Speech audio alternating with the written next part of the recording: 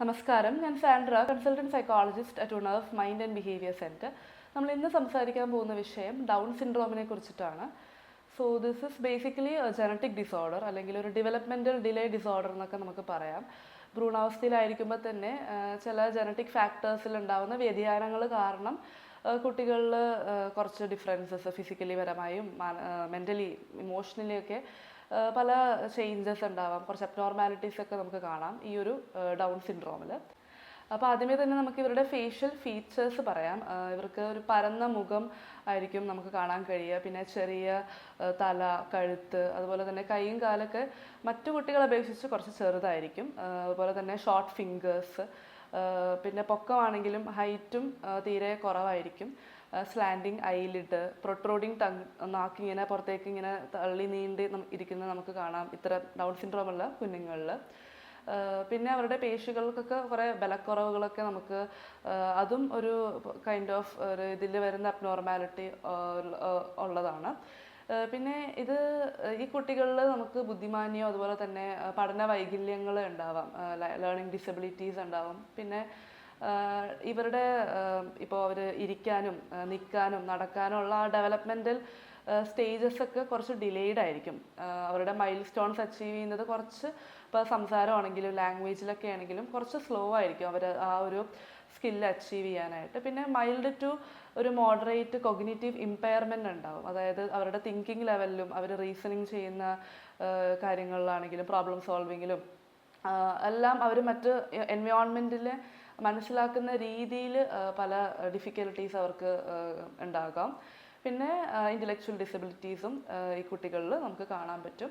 ഇതിൻ്റെ ഒരു പ്രധാന കാരണമെന്ന് പറഞ്ഞാൽ നമ്മുടെ മനുഷ്യ ശരീരം ഉണ്ടാക്കി ഇരിക്കുന്നത് ഒരു 23 പെയർ ഓഫ് ക്രോമസോംസ് ആണ്. അതായത് 23 പെയർ ഓഫ് ക്രോമസോംസിൽ അതിൽ ഒരു പെയറിൽ ഒരു ക്രോമസോം അച്ഛൻ്റെ അടുത്ത് നിന്നും മറ്റു ക്രോമസോം അമ്മയുടെ അടുത്ത് നിന്നും നമുക്കങ്ങനെ മൊത്തം 46 ക്രോമസോമുകളുണ്ട്. അപ്പോൾ അതിൽ 21ാമത്തെ ക്രോമസോമിൽ ഒരു അഡീഷണൽ ആയിട്ടൊരു ക്രോമസോം അതിൽ ഉണ്ടാവുമ്പോഴാണ് അതിന് നമ്മൾ ട്രൈസോമി എന്ന് പറയും. അപ്പോൾ ഈ ക്രോമസോമൽ ഡിവിഷനിൽ എന്തെങ്കിലും പ്രശ്നങ്ങൾ പ്രോബ്ലംസ് ഉണ്ടാവുമ്പോഴാണ് ഈ ഒരു ഡൗൺ സിൻഡ്രോമിലേക്ക് നമ്മൾ ഉണ്ടാവുന്നത് കുഞ്ഞുങ്ങൾക്ക്. അപ്പോൾ നമ്മൾ ട്രൈസോമി 21 എന്നും ഡൗൺ സിൻഡ്രോമിനെ പറയും. പിന്നെ അതിനോടൊപ്പം തന്നെ റയർ ആയിട്ടുള്ളൊരു ഡൗൺ സിൻഡ്രോമാണ് മൊസൈക് ഡൗൺ സിൻഡ്രോം. പിന്നെ ട്രാൻസ്ലൊക്കേഷൻ ഡൗൺ സിൻഡ്രോമിൽ അതിൽ ഒരു ക്രോമോസോം വേറൊരു ക്രോമോസോമായിട്ട് അറ്റാച്ച്ഡ് ആയിട്ട് ഉണ്ടാകുമ്പോഴാണ് ട്രാൻസ്ലൊക്കേഷൻ ഡൗൺ സിൻഡ്രോം ഉണ്ടെന്ന് നമുക്ക് പറയുന്നത്. സോ ഇത് നമുക്കൊരു 98% ഡൗൺ സിൻഡ്രോം കേസസും അത് ഇറ്റ്സ് നോട്ട് ഇൻഹെറിറ്റഡ്. അതായത് നമുക്കത് ജനറ്റിക്കൽ ഫാക്ടേഴ്സ് ഉണ്ടെങ്കിൽ കൂടിയും, അതായത് ഇപ്പോൾ കുടുംബത്തിൽ മറ്റാർക്കെങ്കിലും അല്ലെങ്കിൽ മുൻപ് ജനിച്ച കുട്ടി ഡൗൺ സിൻഡ്രോം ആയിട്ട് ജനിച്ചിട്ടുണ്ടെങ്കിൽ ഇനി വരുന്ന കുട്ടിക്കും ഡൗൺ സിൻഡ്രോം ഉണ്ടാവാനായിട്ടുള്ള സാധ്യതകളുണ്ട്. പിന്നെ ഇതിൻ്റെ വേറൊരു കോസ് എന്ന് പറഞ്ഞാൽ 98% of cases of Down syndrome inherited അല്ല. It can be mistakes of cell division, ആ ഒരു കോശങ്ങളിൽ ഉണ്ടാവുന്ന അല്ലെങ്കിൽ ക്രോമസോമൽ ഡിവിഷനിൽ ഉണ്ടാവുന്ന പ്രശ്നങ്ങൾ കാരണം during the early development of foetus, ആ ഒരു സമയത്ത് ഭ്രൂണാവസ്ഥയിലായിരിക്കുന്ന സമയത്ത് ഉണ്ടാവുന്ന എന്തെങ്കിലും ക്രോമസോമൽ വ്യതിയാനങ്ങൾ കൊണ്ടും ഇതുണ്ടാവാം. പക്ഷേ ട്രാൻസ്ലൊക്കേഷൻ ഡൗൺ സിൻഡ്രോം എന്ന് പറഞ്ഞാൽ അത് നമ്മുടെ അച്ഛനും പേരൻസിൻ്റെ അടുത്തുനിന്ന് കുട്ടികൾക്ക് കിട്ടാവുന്ന ഒരു ടൈപ്പ് ഓഫ് ഡൗൺ സിൻഡ്രോമാണ്. ഇതിൻ്റെ റിസ്ക് ഫാക്ടേഴ്സ് പറയാനായിട്ടാണെങ്കിൽ ഒരു 35 വയസ്സിന് ശേഷം സ്ത്രീകൾ പ്രഗ്നൻ്റ് ആയിട്ടുള്ള അവർക്കുണ്ടാവുന്ന കുഞ്ഞുങ്ങളിൽ ഡൗൺ സിൻഡ്രോം വരാൻ ആയിട്ടുള്ള ചാൻസസ് വളരെ കൂടുതലാണ്. ബിക്കോസ് അവരുടെ എഗ്സിൻ്റെ ഒരു കുറച്ച് ഓൾഡർ ആയിട്ടുള്ള എഗ്സ് ആയതുകൊണ്ടിട്ട് തന്നെ ഇംപ്രോപ്പർ ആയിട്ടുള്ള ക്രോമസോമൽ ഡിവിഷൻ സംഭവിക്കാനായിട്ടുള്ള സാധ്യത വളരെ കൂടുതലാണ്. അപ്പോൾ അതുകൊണ്ടിട്ട് ഓൾഡർ മദേഴ്സ് നും ഉണ്ടാവുന്ന കുട്ടികളിൽ ഡൗൺ സിൻഡ്രോം ഉണ്ടാവാൻ ചാൻസസ് വളരെ കൂടുതലാണ്. പിന്നെ ഇപ്പോൾ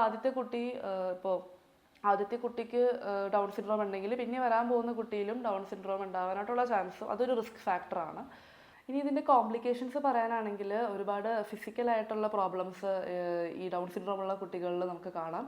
ഹാർട്ട് ഡിഫക്ട്സ് ഉണ്ടാവും, അതുപോലെ തന്നെ hypothyroidism, gastro intestinal problems like ഇപ്പോൾ ഇൻഡസ്റ്റൈനിലും ഈസോഫാഗസ്, ട്രക്കിയ, ഏനസിൽ ഇവിടെയൊക്കെ പലതരത്തിലുള്ള ഇഷ്യൂസ് നമുക്ക് കാണാൻ പറ്റും. പിന്നെ ഡൈജസ്റ്റീവ് പ്രോബ്ലംസ് ഉണ്ടാവും, GI ബ്ലോക്കേജ്, അതുപോലെ തന്നെ ഹാർട്ട് ബേൺ ഒക്കെ നമുക്കിതിൽ ഈ കുഞ്ഞുങ്ങളിൽ നമുക്ക് കാണാം. പിന്നെ ഇമ്മ്യൂൺ ഡിസോർഡേഴ്സ് ഉണ്ടാവാം, അതായത് ഓട്ടോ ഇമ്മ്യൂൺ ഡിസോർഡേഴ്സ് ഡെവലപ്പ് ആവാനുള്ള ഒരു കോംപ്ലിക്കേഷൻ ഉണ്ട്.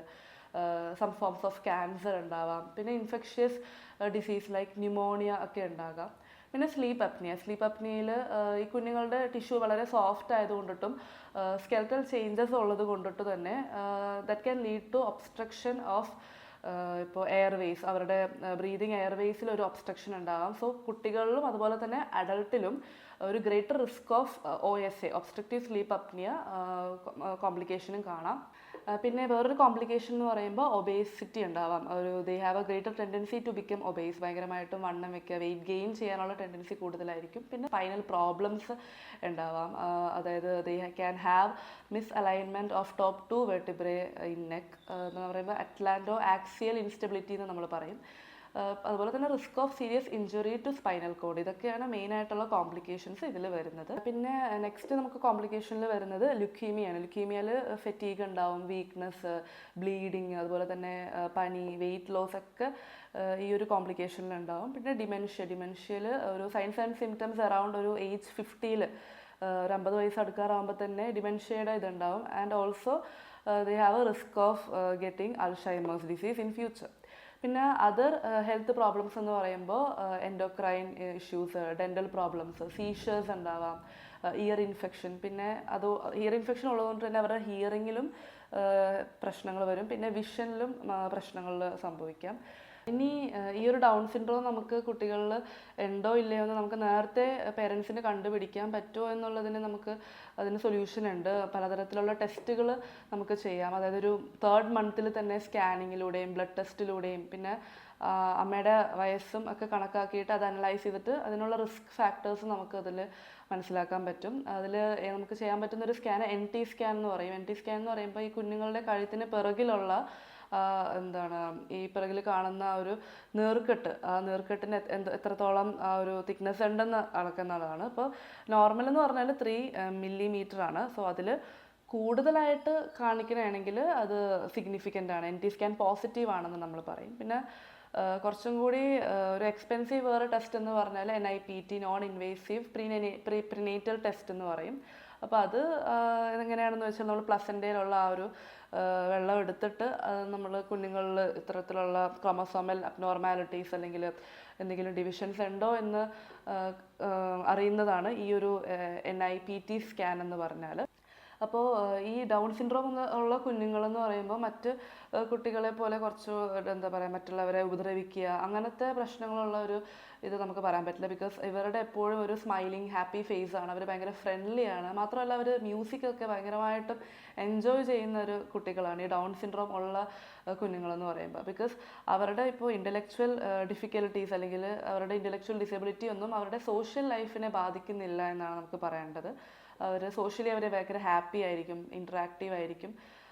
സോ ഇതിൽ നമുക്ക് മെയിനായിട്ടും ഏർലി ഇൻ്റർവെൻഷനാണ് നമുക്ക് ഏറ്റവും ഇമ്പോർട്ടൻ്റ് ആയിട്ട് ചെയ്യാൻ പറ്റുന്നത്. ഒരു ഫിസിയോതെറാപ്പിയിലൂടെ ഒരുപാട് ചേഞ്ചസ്, കാരണം ഇവരുടെ മസിൽസൊക്കെ ഇവരുടെ പേശികളിൽ ബലക്കുറവ് ഉണ്ടാകുന്നത് കൊണ്ടിട്ട് പുവർ മസിൽ ടോൺ ആയിരിക്കും ഇവർക്ക്. അപ്പോൾ നമ്മൾ ആദ്യമേ തന്നെ ഒരു ഫിസിയോതെറാപ്പിസ്റ്റിനെ അതുപോലെ തന്നെ occupational therapist for their daily living skills, daily living ആക്ടിവിറ്റീസിലൊക്കെ പ്രോപ്പറായിട്ട് ചെയ്യാൻ വേണ്ടിയിട്ട് ഒരു ഒക്കുപേഷണൽ തെറാപ്പിസ്റ്റിൻ്റെ ആവശ്യം. പിന്നെ ബിഹേവിയർ തെറാപ്പിസ്റ്റ്, അവരുടെ ഇമോഷണൽ റെഗുലേറ്റ് ചെയ്യാൻ വേണ്ടിയിട്ട് ഒരു ബിഹേവിയർ തെറാപ്പിസ്റ്റിൻ്റെ ഹെൽപ്പ് എത്രയും നേരത്തെ തന്നെ സീക്ക് ചെയ്യുക എന്നുള്ളതാണ് നമ്മൾ ചെയ്യേണ്ടത്. Thank you.